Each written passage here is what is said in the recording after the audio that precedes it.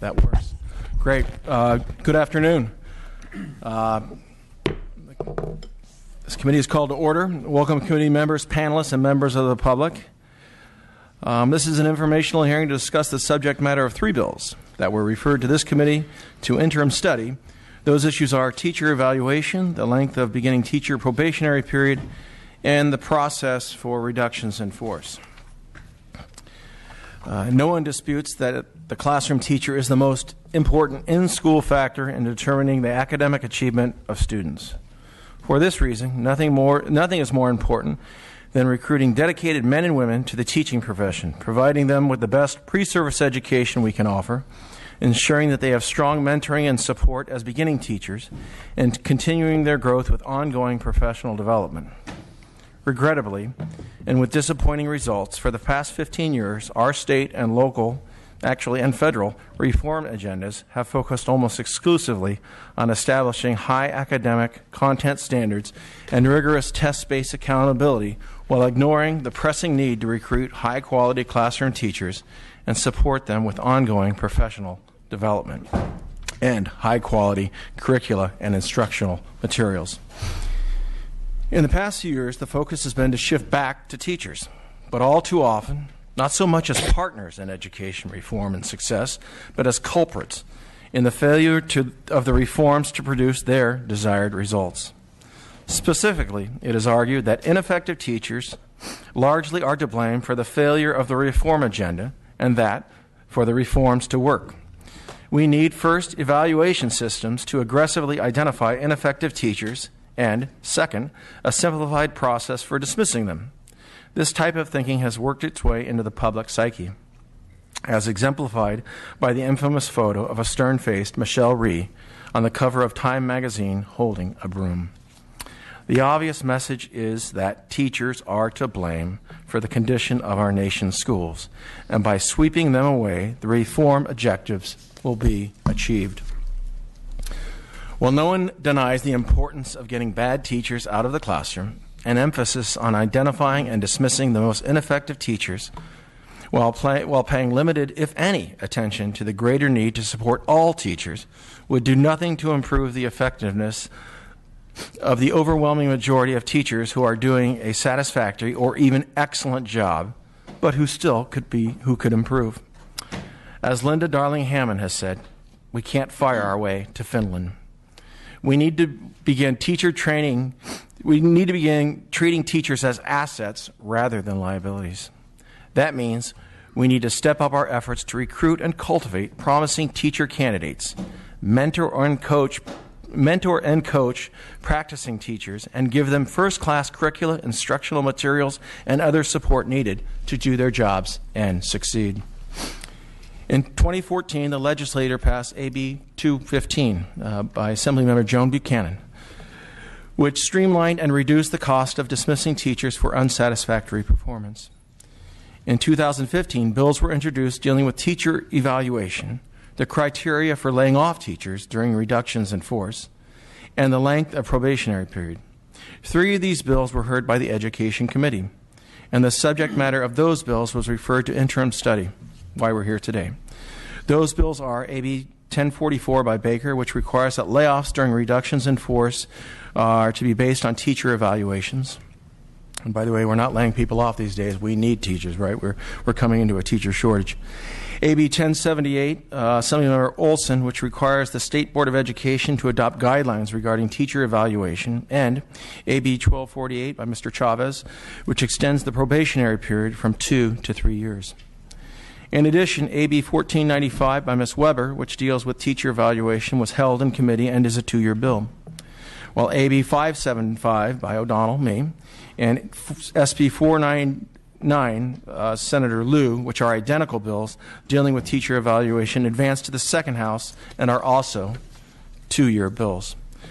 The purpose of this hearing is to follow through on the commitment to pursue interim study on the issues raised by these bills. We will hear from panels of policy experts who will address the following policy questions. Should an evaluation rating of teachers be a significant factor in determining the order of layoffs during a reduction in force? What is the relationship between teacher evaluation and student outcomes, and how can teacher evaluations improve these outcomes? Because remember, this is about our students. This is about a child-centered agenda, not an adult agenda. What is the optimal length of the new teacher probationary period?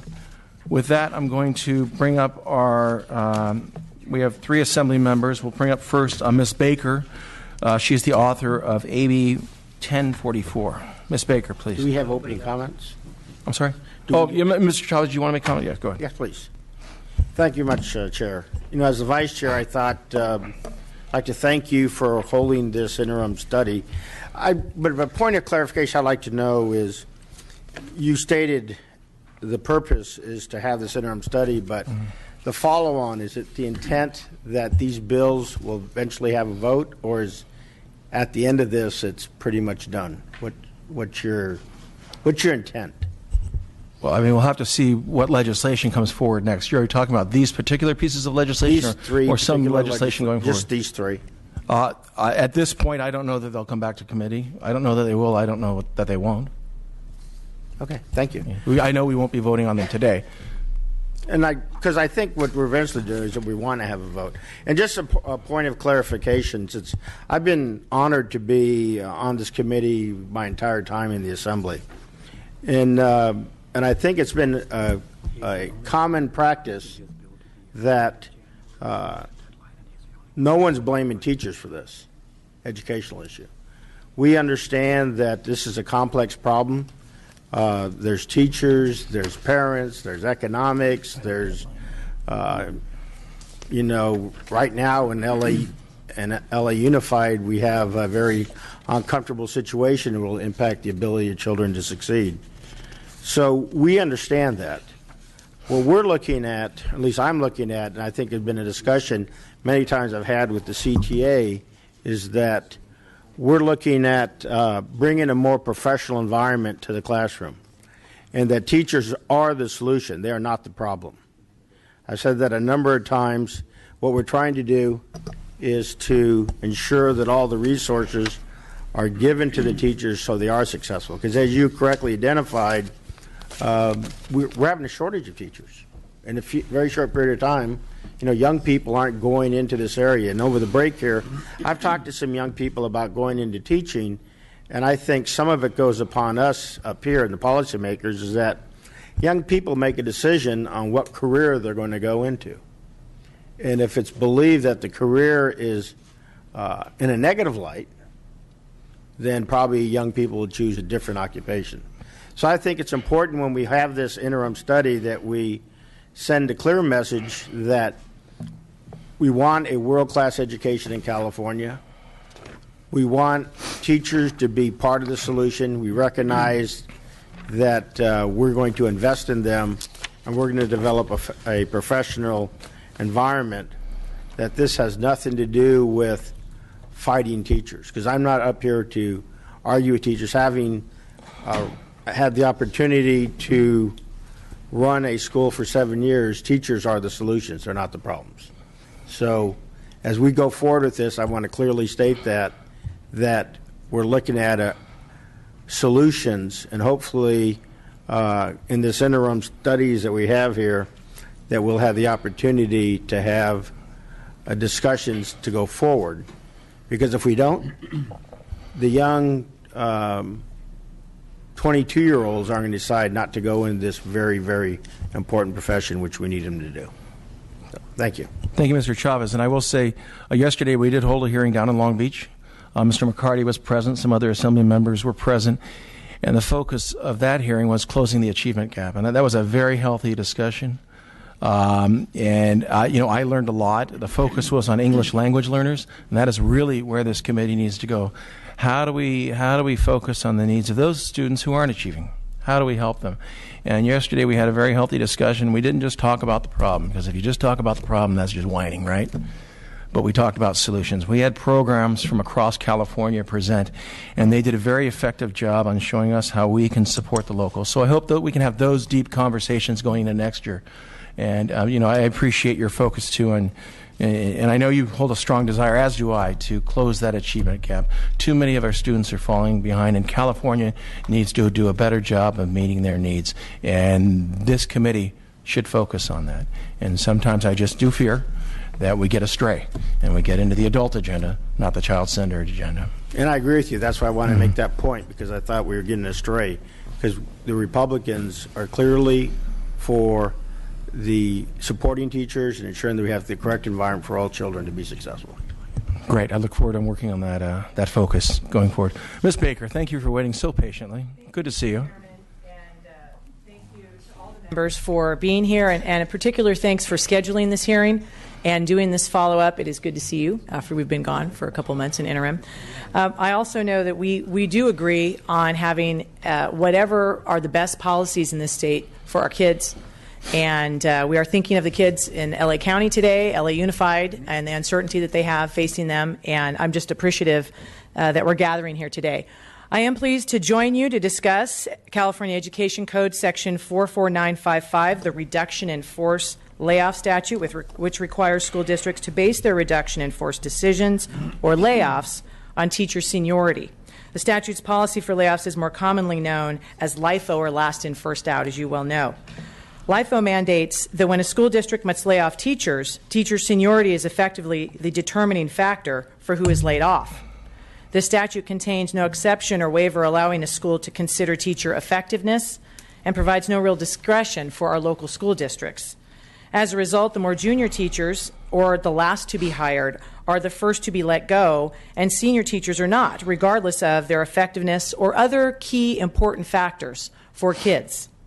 Under LIFO, school districts facing layoffs can't consider, for example, how effective or skilled a teacher is, how many fourth grade teachers a school district may need, what teachers bring particular talents to match the incoming freshman class. The policy is blind to those questions and constrains local school districts from making decisions that are in the best interests of children and fair to all teachers involved. Ms. Baker. Yes. Actually, that is not correct. So, I local disagree with you control on that one. allows school districts to develop their own criterion on layoffs. The default is always length of service. The default, the last thing they get to, just so you know. Yes. LA Unified, I believe, has 22 boxes they must check, and then the default is length of service. Just, you know, there is a lot of local control on how those layoffs are developed now. Well, of course, if we have a default in state statute that is just to allow seniority, that's exactly what we as legislators at the state level need to change. It's the last thing looked at, in other words. You'd say they have certain skill sets, be it, you know, an ELD certificate, be it a certain type of credential, be it, you know, even a coach. In Long Beach, I know it was Avid. Avid teachers were skipped over. Well, the majority of school districts in the state of California under our state law do have seniority as the primary determining factor. And that's exactly what LIFO That's their local does. control, right? So that a local school district can employ that. But, I mean, the question is really, do we want one statewide blanket policy with regard to layoffs, or do we want local control? Well, to that point, I actually believe that right now we have one blanket policy in the state, and the way that LIFO has been working for our students has been to make seniority the determining factor. My bill, AB 1044, actually allows for more local control because it says effectiveness can be a significant factor. School districts, for the first time expressly under state law, can consider under factors. Wouldn't you want an ineffective teacher fired as opposed to laid off? Well, I first would like our system to be able to find out who are the ineffective teachers and either help them become better teachers or provide them with an opportunity to get out of the system. This bill is focused on when we are doing layoffs. I know there will be discussion of evaluations in the panels later today, but in staying focused on the issue at hand that we're studying this interim study, and that's LIFO, that is a blanket policy on our state books, and we need to set, I believe, a policy that allows for local school districts to vary from seniority as the primary factor. Thank you for the good questions, Mr. Chairman.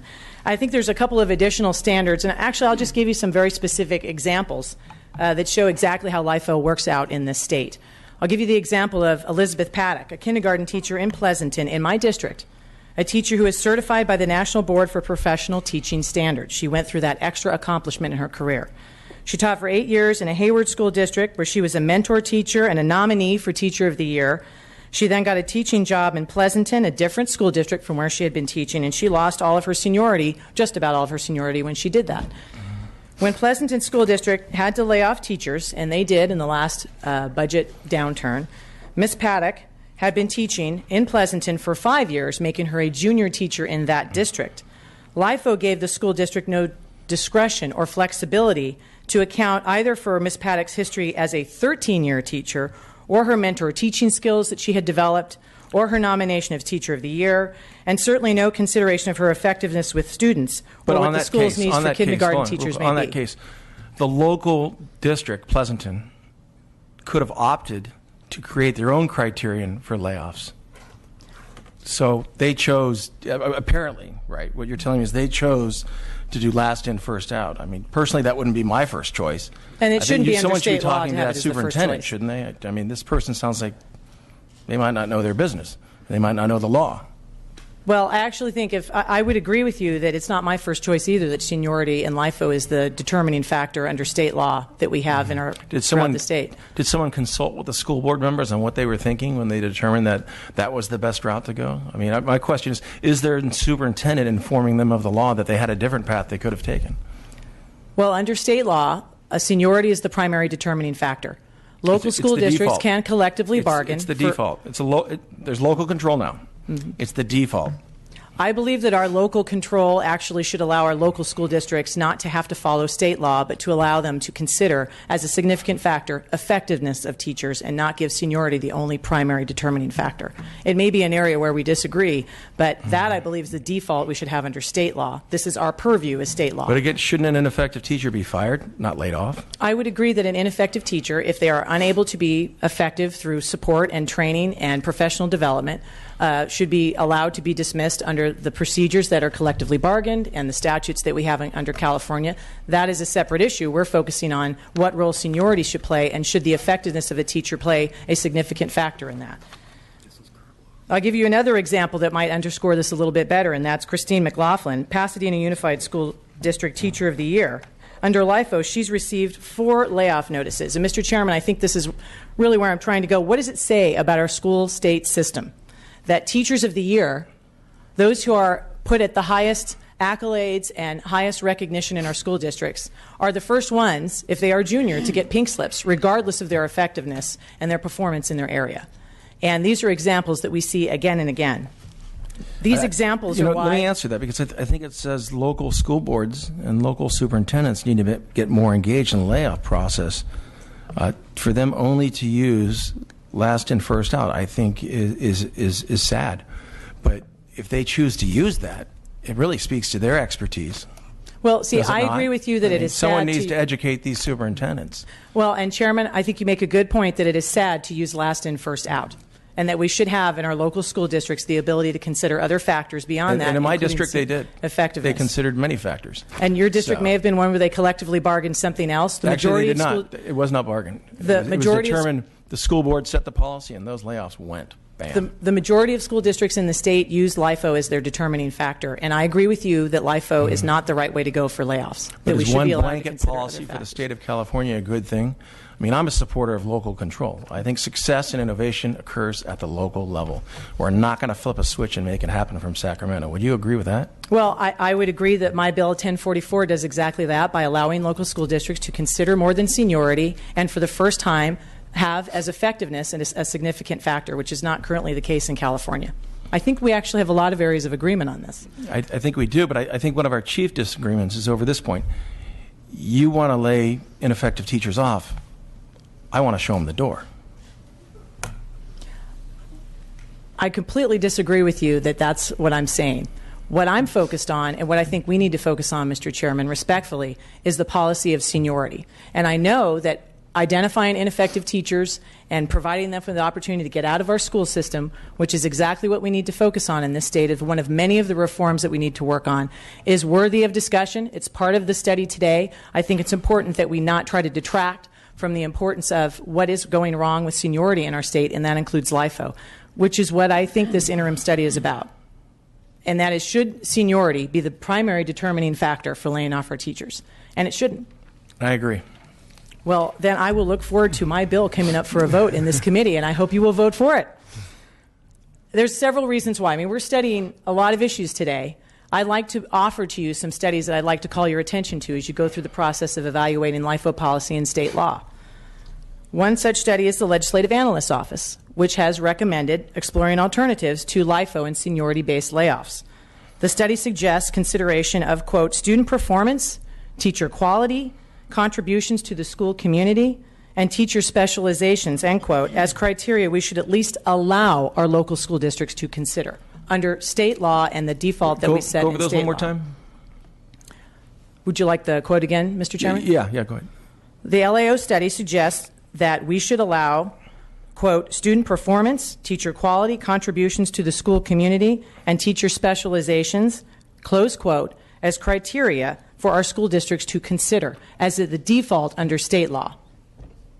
The office also found that, quote, basing employment decisions on the number of years a teacher served instead of teacher's performance can lead to lower quality overall teacher workforce. According to the National Council on Teacher Quality, LIFO leads to layoffs of more teachers because it blindly requires junior teachers to be let go. And districts then need to lay off more junior teachers regardless of their effectiveness in order to reach budget shortfalls. But again, as we've discussed here today, that's not necessarily the case. Well, I have to tell you, there's a superior court that disagrees with you. I just think you ought to be honest about the current policy. That's the only thing I'd ask. And really study the existing law before such grand, accusations, if you will, are made. Because I really don't think what you're stating as current law is current law. The current law allows local school districts flexibility, ensures local control. It doesn't have to be bargained. The district can set up a list. They can lay off. There's very narrow rules in which a district can vary from seniority. This is one of the reasons why a superior court has looked at California law and has found it unconstitutional in violation of the Equal Protection Clause to have LIFO as state policy. It's an opinion that I know we will hear at some point the appellate court's decision on, but a court didn't just interpret a mythical law. They interpreted state law that currently has on the books LIFO, which again is what we should be trying to fix. And I would offer to everyone on the committee, as we are studying this issue, the need to consider something more than just seniority. Consider the effectiveness of the teacher, consider the needs of the school district, and provide our local school districts with the flexibility they need in order to match their students with the best teacher for that student population. Our current state law does not allow that, and a superior court has found that as well. So I'd offer that as an additional point of support. I think it's also important to know that LIFO means that in school districts with larger populations of junior teachers, which tend to be those school districts that have higher portion of at-risk children, LIFO causes those districts to lose the largest share of their teachers and have higher class sizes. In other words, LIFO leads and can lead to severe teacher turnover and instability in the schools and the student populations that most benefit from a great teaching environment.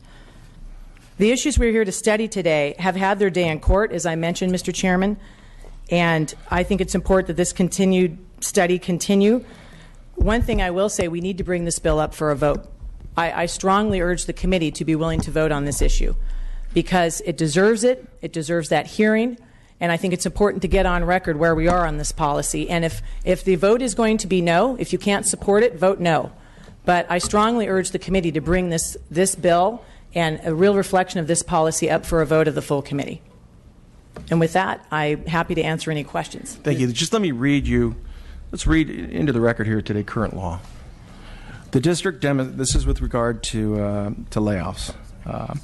They have it says they have the authority to skip a less senior teacher and lay off a more senior teacher if the district demonstrates a specific need for personnel to teach a specific course or course of study, or to provide services authorized by a services credential with a specialization, either pupil services or health for a school nurse, and that the certificated employee has special training, very broad term, could be a football coach, could be AVID, and experience necessary to teach that course or course of study or to provide those services, which others with more seniority